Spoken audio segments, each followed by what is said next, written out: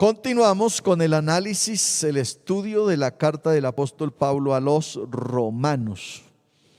Romanos, vamos a leer la palabra del Señor. Estamos todavía en los primeros versículos. El domingo pasado analizamos todo lo que terminaba el apóstol Pablo hablando acerca de su llamado. Y dejamos iniciado lo que él dice, que el evangelio de Dios, verso 1, final, verso 2, que él había prometido antes por los profetas en las Santas Escrituras, el evangelio que habla acerca de su Hijo Jesucristo, que era del linaje de David según la carne, que fue declarado Hijo de Dios con poder según el Espíritu de santidad por la resurrección de entre los muertos, y por quien asimismo recibimos la gracia y el apostolado para la obediencia a la fe en todas las naciones, por amor de su nombre. Esto es lo que vamos a comenzar a analizar, o que alcanzamos a empezar a analizar el domingo pasado, que vamos a darle continuación en el día de hoy. Gloria a Dios. Muy bien. Entonces vamos a hablar del evangelio de Jesucristo. Vamos a hablar del evangelio de Jesucristo. Vamos a ver lo que es el evangelio y sus componentes. ¿Qué es el evangelio? Si le preguntáramos a Pablo, pues estoy seguro que él volvería a responder lo que ya dijo en esta carta. El evangelio es poder de Dios para salvación, en el verso 16. Porque no me avergüenzo del evangelio, porque el evangelio es poder de Dios para salvación a todo aquel que cree, al judío primeramente y también al griego. Dice además, porque en el evangelio la justicia de Dios se revela por fe y para fe, como está escrito, mas el justo por la fe vivirá. Así define Pablo el evangelio. Pudiéramos preguntarle a otros. Juan, por ejemplo, diría que el evangelio expresa el amor derramado de Dios para la humanidad. Juan dijo: porque de tal manera amó Dios al mundo, que ha dado a su Hijo unigénito, para que todo aquel que en él cree no se pierda, mas tenga vida eterna. Él nos diría entonces que el evangelio es el amor en toda la expresión de Dios. Si le preguntáramos a Timoteo cómo describió Pablo el evangelio para él, Timoteo nos diría que el evangelio es lo indiscutible de Dios. Indiscutiblemente grande es el misterio de la piedad. Dios fue manifestado en carne, fue justificado en el Espíritu, fue visto de los ángeles, fue predicado a los gentiles, fue creído en el mundo y recibido arriba en gloria. Esa es otra manera de definir el evangelio desde una óptica divina. Gloria a Dios. Si le preguntáramos a Pedro, entonces Pedro nos respondería que el evangelio de Dios es el único medio y la única forma para que el hombre se salve. Así lo respondió en el capítulo 4 del libro de los Hechos, cuando dijo: Este Jesús es la piedra reprobada por vosotros los edificadores, la cual ha venido a ser cabeza del ángulo, y en ningún otro hay salvación, porque no hay otro nombre bajo el cielo dado a los hombres en quien podamos ser salvos. En fin, cada uno de los discípulos tendría una manera de definir el evangelio. Amén. En realidad, todo el Nuevo Testamento va a tener, o el propósito del Nuevo Testamento es la explicación del evangelio de Dios, entendiendo que el evangelio es el que explica a Dios. Por eso Jesús dijo en el 5:39 de Juan: escudriñáis las escrituras, porque a vosotros os parece que en ellas tenéis la vida eterna, y ellas son las que dan testimonio de mí. Entonces, el evangelio, en síntesis y en palabras concisas, es la explicación de Dios. El evangelio explica a Dios en su forma divina y en su forma humana. Gloria al Señor. Muy bien, el evangelio, dice Pablo, de Dios, que él había prometido antes por sus profetas en las santas escrituras, acerca de su Hijo, nuestro Señor Jesucristo, que era del linaje de David según la carne, y que fue declarado Hijo de Dios con poder por el Espíritu de santidad. Cuando uno hace un análisis a través de la Biblia, entonces uno encuentra que la primera pareja, Adán y Eva, tuvieron un primer hijo llamado Abel. Después hubo un hijo que se llamó Caín, pero Caín mató a Abel. Con el tiempo, Adán y Eva engendraron un tercer hijo que fue llamado sustituto, o sea, alguien igual a Abel, llamado Set. Con Set, entonces comienza en la Biblia una cosa que se llama la línea mesiánica. ¿Esto con qué fin? Con el fin de cumplir lo que Jehová Dios le dijo a Adán y a Eva en el capítulo 3 de el Génesis.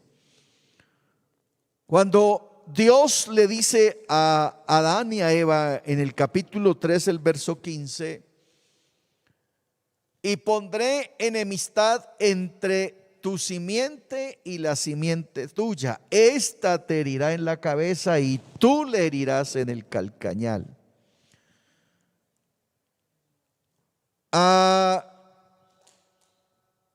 Ahí entonces Dios estaba proveyendo un sustituto para el hombre que había pecado. Estaba proveyendo la manera, la forma de que el hombre pudiera redimir su pecado, su culpa, pero apenas era una promesa de parte de Dios, que ni Adán ni ningún hombre sabía en qué tiempo se iba a cumplir. Había una promesa de redención para el hombre a través de un descendiente de Eva.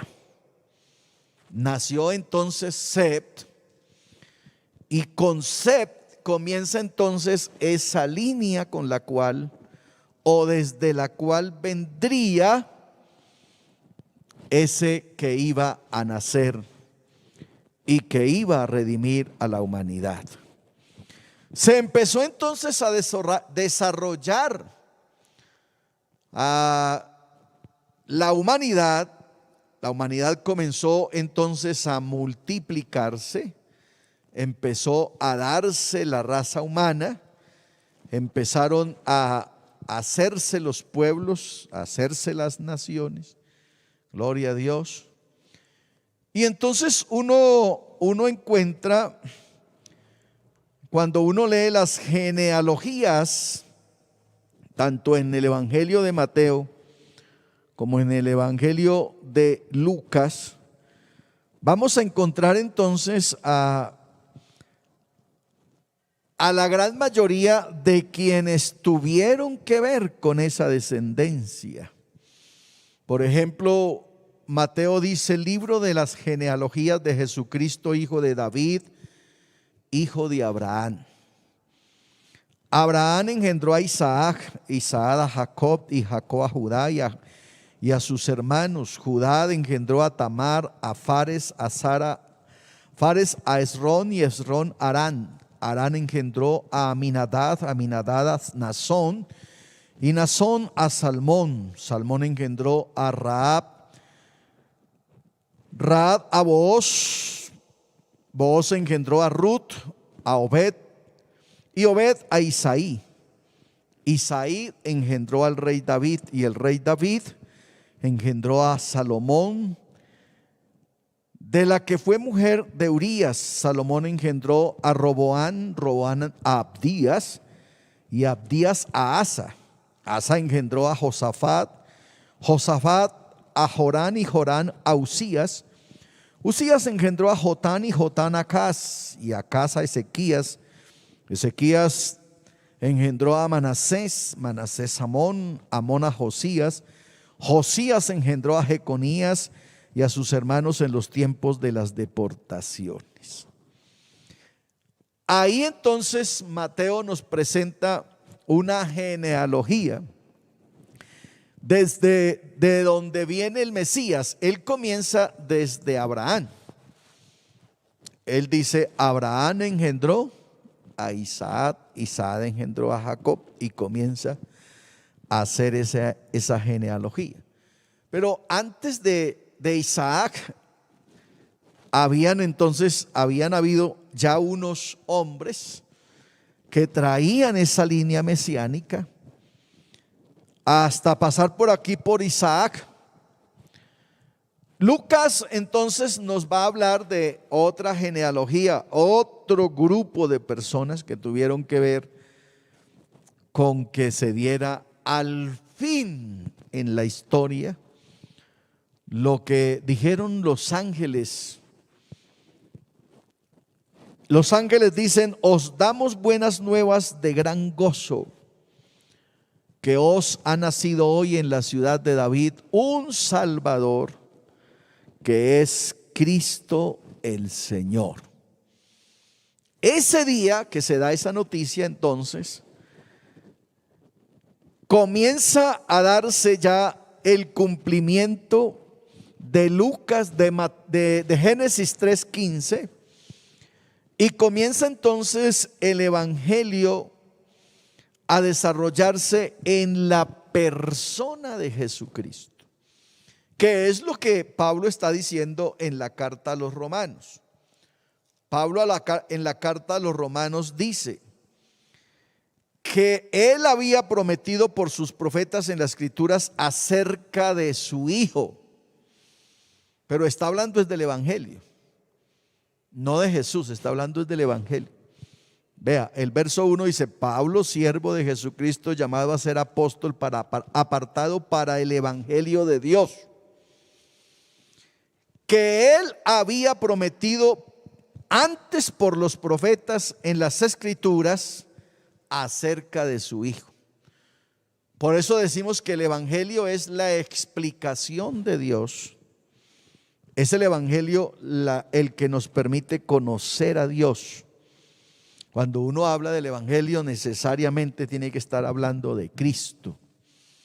Y Cristo es Dios manifestado en carne. ¿Vamos bien hasta ahí? Muy bien, entonces vamos a ver qué Pablo describe del evangelio. Pablo entonces, verso 2 y verso 3, habiendo mencionado el evangelio en el verso 1, Pablo procede entonces a describir, a hacer la descripción del evangelio. Y a ese evangelio es lo que nosotros le conocemos y le llamamos como el evangelio de las buenas noticias. Es el evangelio que trae el mensaje del cielo. Es el evangelio de la salvación. Es el evangelio de Dios. Y es de Dios no simplemente porque es su idea, sino porque la misma justicia de Dios se manifiesta, se revela a través del evangelio. Eso es lo que va a decir Pablo en el capítulo 3, el verso 21. Ya el verso 22 nos va a hablar con más claridad acerca del evangelio. Capítulo 3 va Pablo a describir de una manera magistral cómo opera el evangelio a través de las doctrinas o los postulados fundamentales por los cuales el evangelio se hace en nosotros una realidad, los que hoy somos salvos. ¿Cuántos son salvos? Gloria a Dios. Todos los salvos allá en casa digan gloria a Dios. A nosotros el evangelio se nos ha revelado para salvación, para que conozcamos al que es verdadero. Pablo entonces va a describir el evangelio de una manera magistral. Él dice primero que es el evangelio que se había prometido.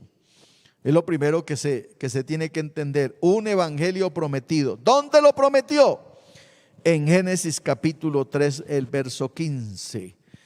Ahí se estaba anunciando el evangelio de Jesucristo, obviamente a través de una persona, la encarnación de Dios. Por eso dice acerca de su Hijo, verso 3, acerca de su Hijo nuestro Señor Jesucristo, que es o era del linaje de David. El 1:4 dice que fue declarado Hijo de Dios conforme al poder según el Espíritu de la santidad por la resurrección de los muertos. Es importante que entendamos que Pablo no está diciendo que Jesús llegó a ser santo porque resucitó, sino que la santidad y la resurrección confirman la divinidad de Jesús. Por eso Jesús dijo: yo pongo mi vida y yo mismo vuelvo y la tomo. Amén. Para que se entienda esto de quién resucitó a Jesús. Pues Jesús puso su vida y él mismo la tomó, porque Jesús es Dios manifestado en carne y él es el dueño de la vida. Pablo dice que el evangelio, verso 2, es un evangelio prometido y anunciado por los profetas. Ojo a eso, los profetas anunciaron el evangelio. ¿Qué era lo que los profetas anunciaban? Ellos anunciaban una predicación de arrepentimiento. Acuérdense, lo dijimos hace unos meses atrás. El predicado de los profetas tenía dos tiempos. Ellos denunciaban y anunciaban. ¿Denunciaban qué? El pecado y el desvarío del pueblo o del rey. Denunciaban eso y anunciaban el qué hacer. Eso es lo que el evangelio hace. El evangelio descubre, denuncia el pecado en la humanidad, pero presenta la solución, que es Cristo. Ese mismo evangelio lo predicaron los profetas, dice Pablo, anunciado por los profetas. A Isaías se le llama el profeta evangélico. Una vez que Isaías anuncia, o es el profeta que con más claridad y más profecías tiene acerca del Mesías, Y Isaías profetiza acerca del Mesías en todo su tiempo. Profetiza del Mesías acerca de su advenimiento o nacimiento. Profetiza acerca del Mesías con respecto a su ministerio aquí en la tierra. Y profetiza acerca del Mesías con respecto a su reinado en la tierra. O sea que en realidad Isaías profetiza de Jesús en todos sus tiempos. Cuando iba a nacer en la tierra, por eso él dice: un niño nos es nacido, hijo nos es dado. En el 6:9 habla entonces del ministerio de Jesús durante los 3 años. Entonces habla de que ese niño llevará sobre su hombro o sobre su ministerio y se le llamará príncipe de paz, Dios fuerte, Padre eterno. Y con respecto a el reinado del Mesías, él habla entonces con claridad. Es uno de los profetas que con más claridad habla acerca del milenio, hablando ya de ese Mesías que va a reinar en la tierra. Entonces Isaías está hablando con claridad del Mesías, y dijimos que el Evangelio es la explicación de Dios. Y Isaías explica a Dios desde 3 ópticas: desde su nacimiento, a Jesús desde 3 ópticas, desde su nacimiento, en el desarrollo de su ministerio y en su reinado milenial. Gloria a Dios. Por eso dice: anunciado por los profetas.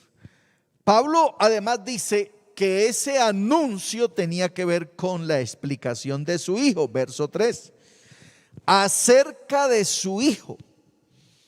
Entonces el Evangelio nos va a explicar quién es Jesús, y lo hace tempranísimo. Mateo verso 1, el capítulo 1 verso 18 comienza diciendo: el nacimiento de Jesús fue así. Estando desposada María, su madre, se halló que había concebido del Espíritu Santo. Y ya el verso 21 entonces nos dice: y el santo ser que nacerá será llamado Emanuel, que traducido es Dios con nosotros. Mire que en el solo capítulo 1 del libro o del Evangelio de Mateo ya hay una explicación muy completa del niño que va a nacer. Ustedes recuerdan que Mateo, Marcos y Lucas y Juan son 4 tiempos del Evangelio, por eso se llaman los evangelios.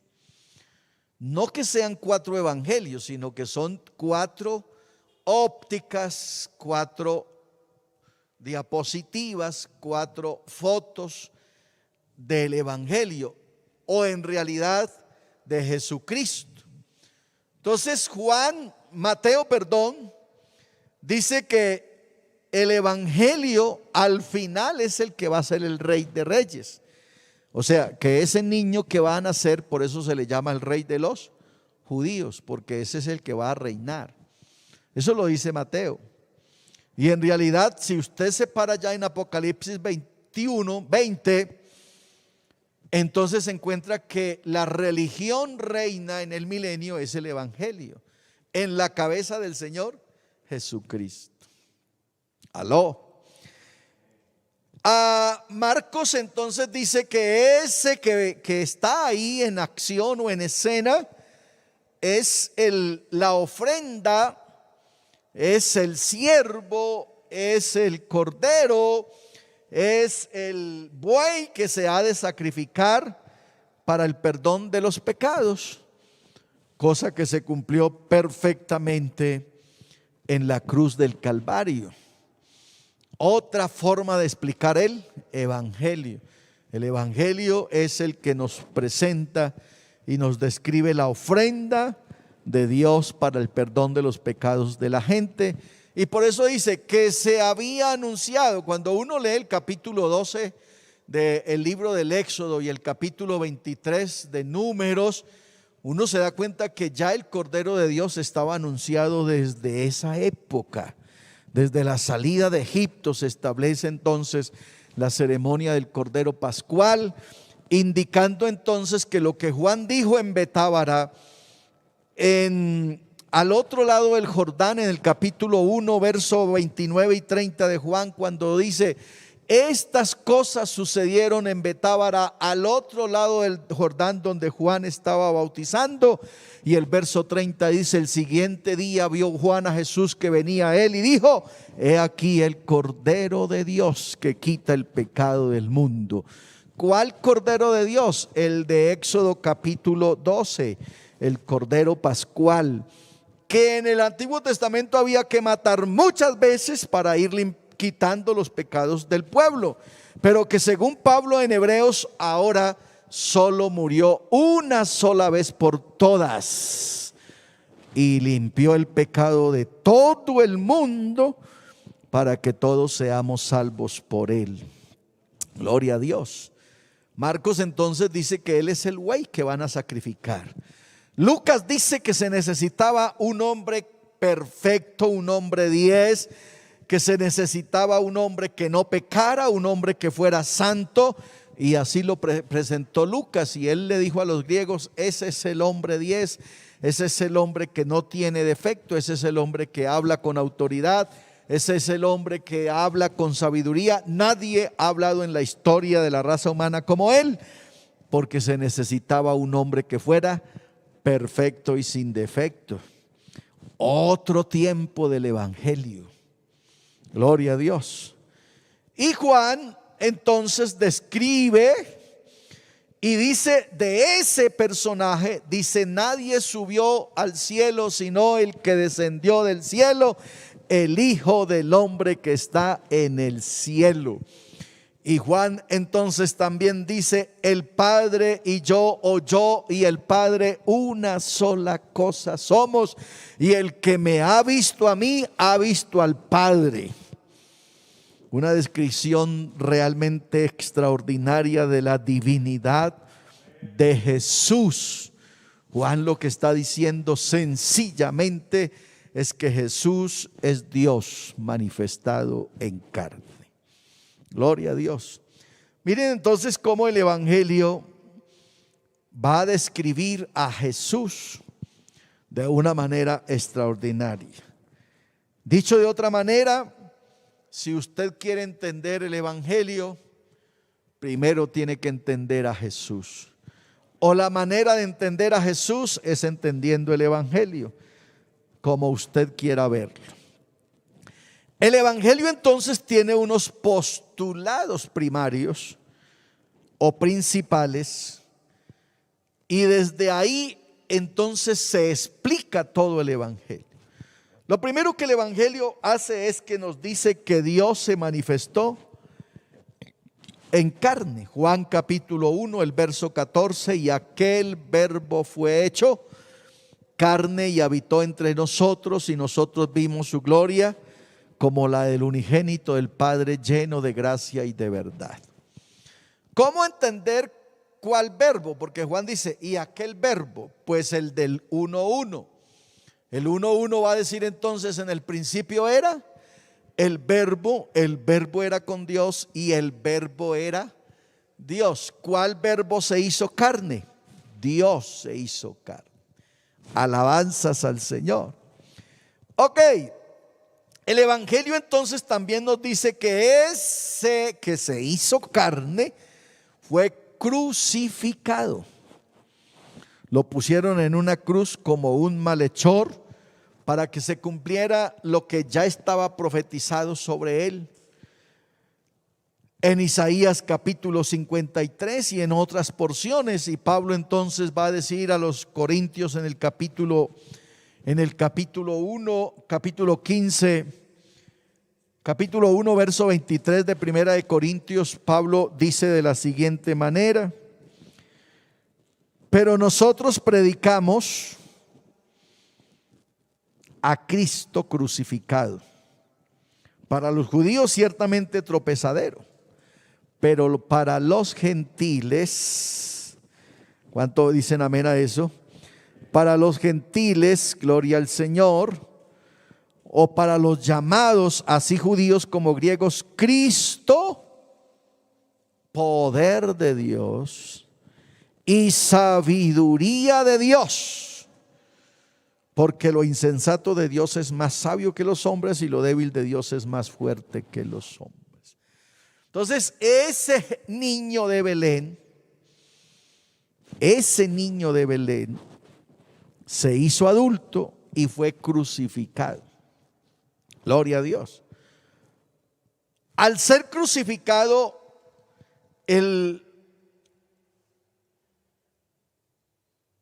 la narración de los evangelios, todos los 4 evangelios, registran a una sola voz que cuando era como la hora novena, Jesús clamó a gran voz y dijo: Padre, en tus manos encomiendo mi espíritu.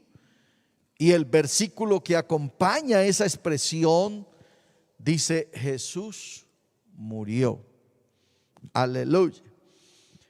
Entonces, note lo importante de esto. Y Pablo lo confirma en el 2:8 de la carta de Pablo a los filipenses. Él les va a decir en el 2:8: y estando en condición de hombre, se humilló a sí mismo, haciéndose obediente hasta la muerte y muerte de cruz. Diga gloria a Dios. O sea, Pablo da testimonio de la muerte de Jesús. Ese es otro postulado del evangelio. Dios fue hecho carne, fue crucificado y murió, pero también dice que fue sepultado. Amén. Fue sepultado. Primera a los Corintios capítulo 15, el verso 4. Gloria a Dios. Lo estábamos viendo ahorita. Corintios 15, 4 dice la palabra del Señor. Vea lo que dice: porque las cosas que se recibieron antes para nuestra enseñanza se escribieron a fin de que por la paciencia y la consolación de las Escrituras tengamos esperanza. Amén. No, estoy leyendo donde no es. Yo sí decía que ahí no era. Primera de Corintios 15. A ver, que es que esta Biblia es enredadita. Aquí está. Y que fue sepultado. ¿Quién? Verso 3: porque primeramente os he enseñado lo que asimismo recibí, que Cristo murió por nuestros pecados conforme a las Escrituras, y que fue sepultado, dice Pablo, pero dice: y que resucitó al tercer día conforme a las Escrituras. Gloria a Dios. Entonces, Él se manifestó en carne, Él fue crucificado, Él murió, pero también resucitó. Postulados del evangelio. ¿Qué más dice? Que resucitó. ¿Cuántos creen que Jesús resucitó? Resucitó, dice Pablo a los romanos en el capítulo 14, el verso 9. Romanos 14, 9. Pablo entonces nos va a decir que Jesús está vivo, porque Cristo para esto murió y resucitó y volvió a vivir. ¿Para qué? Para que Él sea Señor así de los muertos como de los vivos. Gloria a Dios. Por eso el que muere en Cristo no tiene problemas, porque Él nos pastorea incluso más allá de la muerte. Cuando la Biblia dice que Dios no es Dios de muertos, está hablando de muertos en pecado. Pero el que muere físicamente en Cristo, el Señor sigue siendo su pastor. Eso que dice el capítulo 23 del libro de los Salmos: me guiará por sendas de justicia por amor de su nombre, y aunque ande en valle de sombra de muerte, no temeré. Está indicando que aunque esté en el sepulcro, Él sigue siendo Dios nuestro. Y por eso tenemos firmeza y seguridad de la resurrección de la vida. ¿Cuántos dicen amén a eso? Resucitó, pero dice que subió al cielo. Gloria a Dios. Subió al cielo. Así lo declara el libro de los Hechos, el verso 1, que lo conocemos muy bien. Cuando los discípulos van con Jesús al monte de los Olivos, Jesús los lleva allí y allí se está despidiendo de ellos, y dice la Biblia que de momento ellos vieron cómo Jesús empezó a despegar, a irse, ir subiendo. Gloria a Dios. Amén. Dice, y habiendo dicho estas cosas, viéndolo ellos, esto no se lo contaron, ellos lo vieron, fue alzado y le recibió una nube que le ocultó de sus ojos. Y estando ellos con los ojos puestos en el cielo, entre tanto que él se iba, eso no fue que ¡pum!, desapareció así, no, ellos vieron cómo él iba subiendo. Me imagino que el Señor les boleaba así la manito y ellos, ay Señor, ¿cómo se va a ir? Gloria a Dios. Ellos viéndolo, estando ellos con los ojos puestos en los cielos, entre tanto que él se iba, he aquí se pusieron junto a ellos dos varones con vestiduras blancas, los cuales también les dijeron: varones Galileos, ¿por qué estáis mirando al cielo? Este Jesús que ha sido tomado entre vosotros al cielo, así mismo vendrá como le habéis visto ir. ¿Cuántos dicen gloria a Dios? Aleluya, aleluya. Es importante entender estos postulados del Evangelio, porque eso es lo que Pablo va a decir más adelante en la carta. Hemos creído por fe y para fe. Eso indica una fe como estilo de vida. Fe y para fe indica que yo vivo creyendo unas cosas que normalmente el ser natural no cree.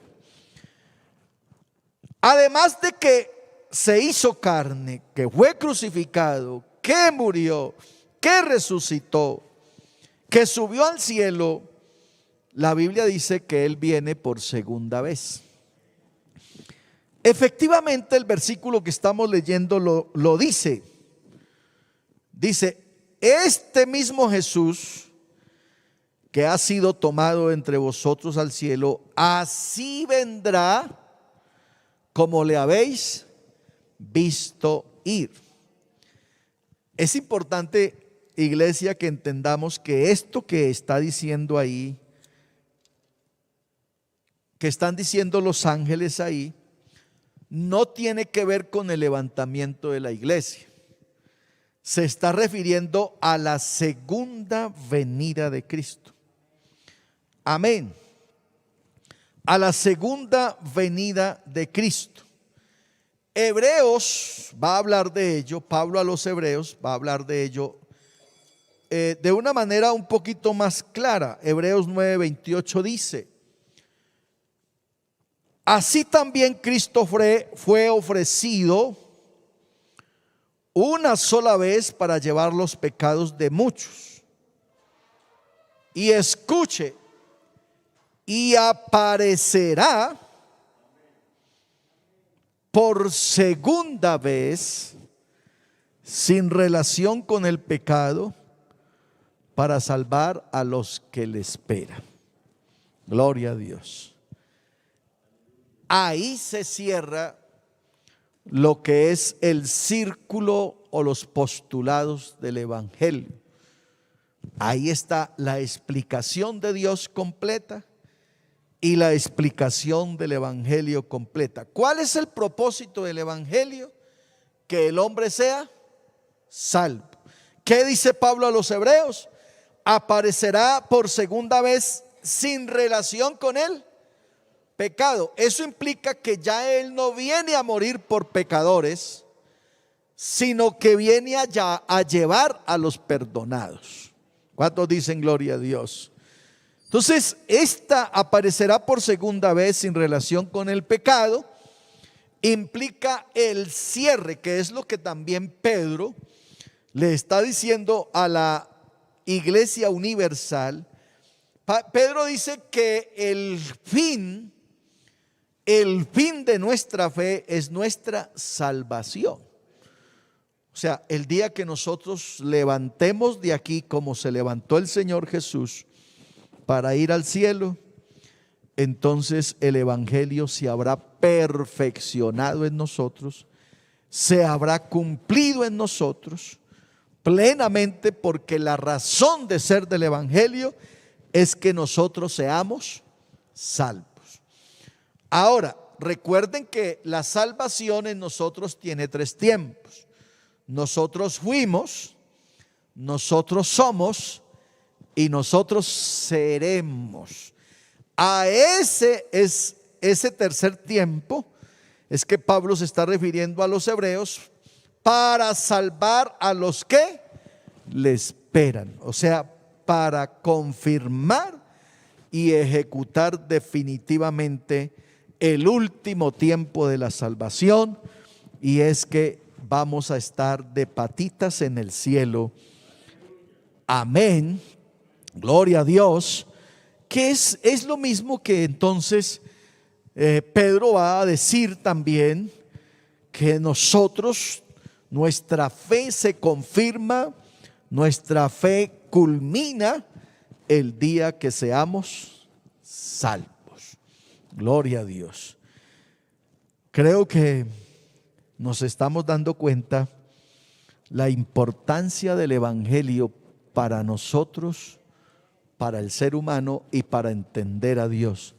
Por eso es que ahí está la respuesta de por qué nosotros tenemos tan claro quién es Dios, porque es que el Evangelio nos lo ha revelado. Y mientras la gente no crea en el verdadero Evangelio, ellos van a tener una fe confusa acerca de Dios. Y por eso algunos adoran a Dios en 3 personas, otros en 2 personas, otros tienen otra creencia y otra revelación de Dios. Pero a nosotros, como dijo Pablo a los Gálatas, el Evangelio que yo os predico no me lo ha enseñado la universidad, ni lo he aprendido en el claustro educativo, sino que me lo regaló y me lo reveló Dios directamente. Ese es el Evangelio que revela a Jesucristo. Y acuérdense que Jesucristo es Dios. Así que por eso para nosotros debe estar claro, bien claro quién es Dios. Y debe estar bien claro quién es Jesucristo. Para nosotros Jesucristo es Dios manifestado en carne. Para nosotros Jesucristo es la imagen del Dios que no se ve. Como Dios no se podía ver, Él tomó forma para que los hombres lo vieran. Y esa forma se llamó Jesús. Y mientras esa forma no desaparezca, Jesucristo es Dios en forma de hombre, con apariencia de hombre. Pero ya en el capítulo 15 de la carta del apóstol Pablo a los Corintios nos va a decir que esa forma de Dios va a desaparecer, porque la esencia de Dios es que Dios es espíritu y los espíritus no se ven. Gloria a Dios. Bueno, nos metimos en el estudio del Evangelio y vamos a permitir que el Evangelio de Jesucristo nos siga definiendo cosas de Dios. porque es el evangelio el que explica a Dios. Digan gloria al Señor. Diga gloria al Señor.